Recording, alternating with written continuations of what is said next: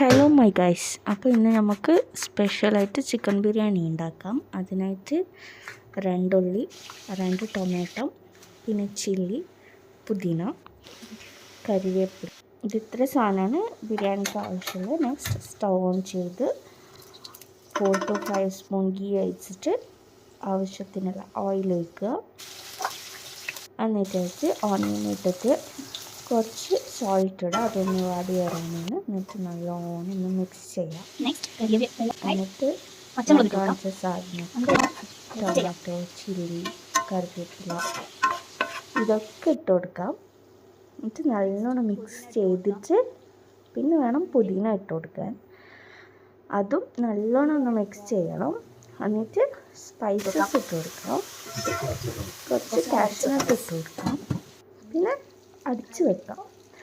അതെല്ലാം നല്ലോണം ഒന്ന് വഴണ്ട് വന്നതിന് ശേഷം കുറച്ച് മഞ്ഞൾപ്പൊടി ഇട്ട് കൊടുക്കാം. നല്ലോണം മിക്സ് ചെയ്യണം. മഞ്ഞൾപ്പൊടി ഇട്ടിട്ടായിട്ട് നല്ലോണം മിക്സ് ആക്കിയിട്ടായിട്ട് അതിൻ്റെ പച്ച മണമൊക്കെ മാറണം. നല്ലോണം മിക്സ് ആക്കിയതിന് ശേഷം കുറച്ച് മുളക് പൊടി ഇട്ട് കൊടുക്കാം. അത് നിങ്ങളെ എരിവിനനുസരിച്ചിട്ട് ഇട്ട് കൊടുത്താൽ മതി. നെക്സ്റ്റ് കുറച്ച് ഗരം മസാല ഇട്ട് കൊടുക്കാം. ഇതിപ്പോൾ നമ്മൾ 2 പേർക്കാണ് ബിരിയാണി ഉണ്ടാക്കുന്നത്. നിങ്ങൾ എത്ര പേർക്കാണ് ബിരിയാണി ഉണ്ടാക്കുന്നതിനനുസരിച്ചിട്ട് മസാലകൾ ചേർത്ത് കൊടുത്താൽ മതി.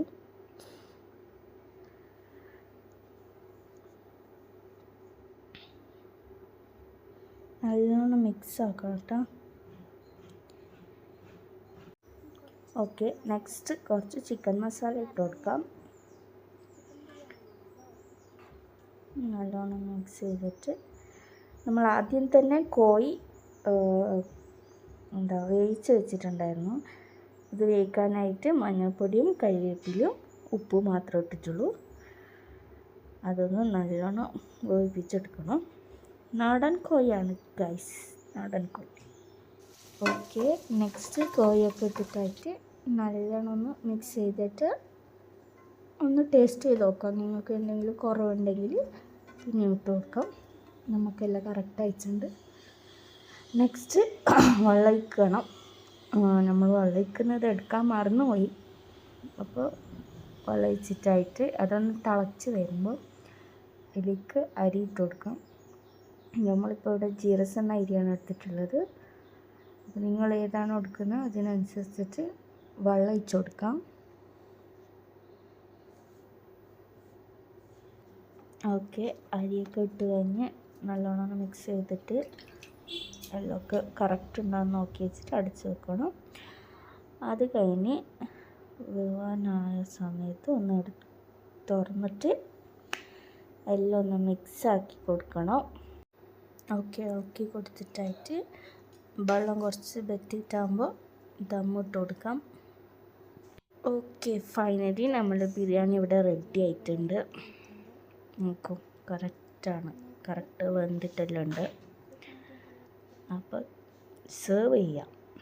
ഓക്കെ, എന്തായാലും വീട്ടിലൊന്ന് ട്രൈ ചെയ്ത് നോക്കണം. എന്താ പറഞ്ഞാൽ ഇപ്പം നമുക്ക് പെട്ടെന്നൊന്ന് ബിരിയാണി തിന്നണമെന്ന് തോന്നിയാൽ ഉണ്ടാക്കാം.